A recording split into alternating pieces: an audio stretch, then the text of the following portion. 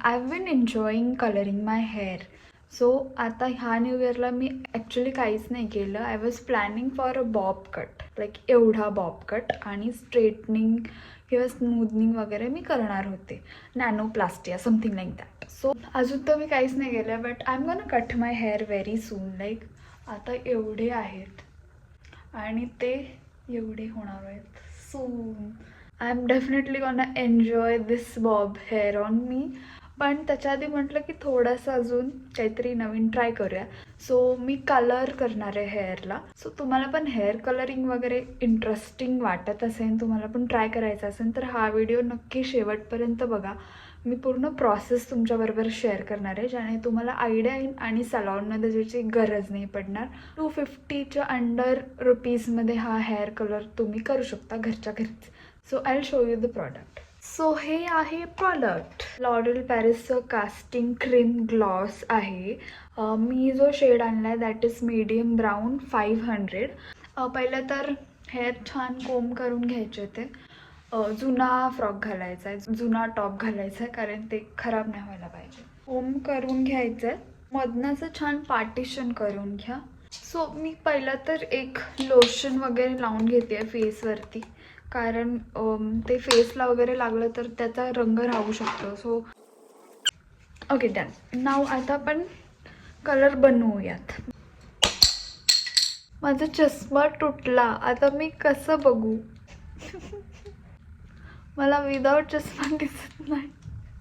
Let's open the packaging.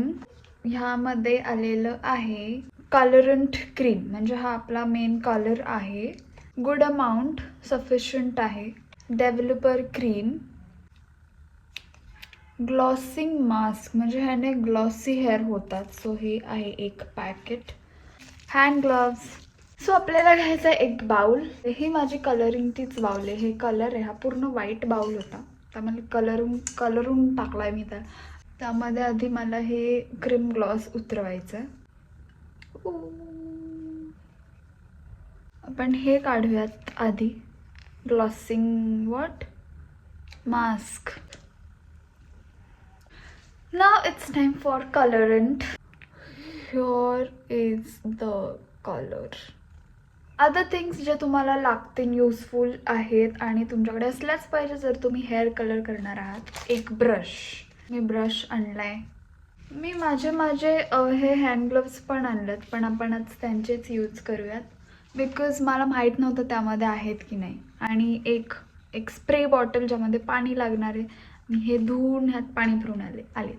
Okay, so मी पाणी आणलेलं आहे. आणि one more important thing, aluminium foil sheet. So ही पण आपल्याला लागणार आहे. प्रॉडक्ट मिक्स करून घेते. पाणी मारूया. पहिलं म्हणजे एवढे हेअर घेते.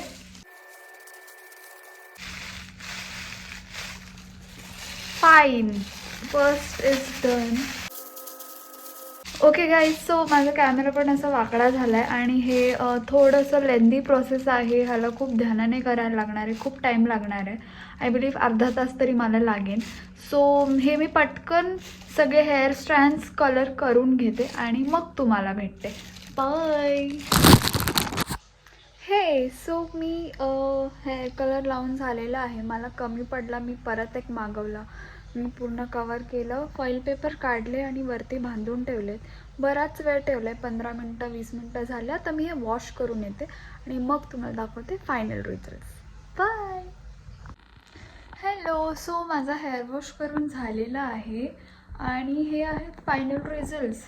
हलकासा कलर पे ऑफ आहे आणि छान सॉफ्ट झाले ते हेअर.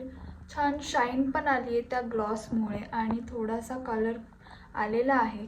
लगेच ते आत्ता दिसणार पण नाही आणि उन्हामुळे त्याला जास्ती छान इफेक्ट येतो. आणि जेवढा माझा हेअर कलरचा एक्सपिरियन्स आहे तो असा आहे की जसं जसं आपण हेअर वॉश करत जातो तसा तो कलर जास्ती छान उठून दिसायला लागतो. म्हणजे 2-3 अजून हेअर वॉशनंतर तो कलर अजून छान दिसून येईल.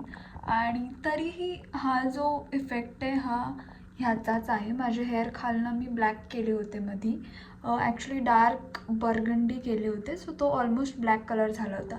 आणि आता हा जो इफेक्ट आला आहे हा ह्या कलरचा आहे. सो ऑफकोर्स हे वर्क होतं. सो तुम्हाला पण असे नवीन नवीन वेगळे वेगळे प्रकारचे हेअर कलर्स ट्राय करायचे असतील, लॉरियलचा पण तुम्ही ट्राय करू शकता. लॉरियलला मी एवढा तुम्हाला सजेस्ट नाही करणार. मी तुम्हाला बी ब्लेंडचे जास्ती सजेस्ट करेन. त्याचे जास्ती कलर पे ऑफ आहेत. आणि अजून अशाच प्रॉडक्टच्या रिव्ह्यूसाठी माझ्या चॅनलला सबस्क्राईब नक्की करा. ह्या व्हिडिओला लाईक करा आणि ह्या व्हिडिओबद्दलचे तुमचे मत मला कमेंट्समध्ये नक्की सांगा. भेटूया नेक्स्ट व्हिडिओमध्ये. तोपर्यंत बाय.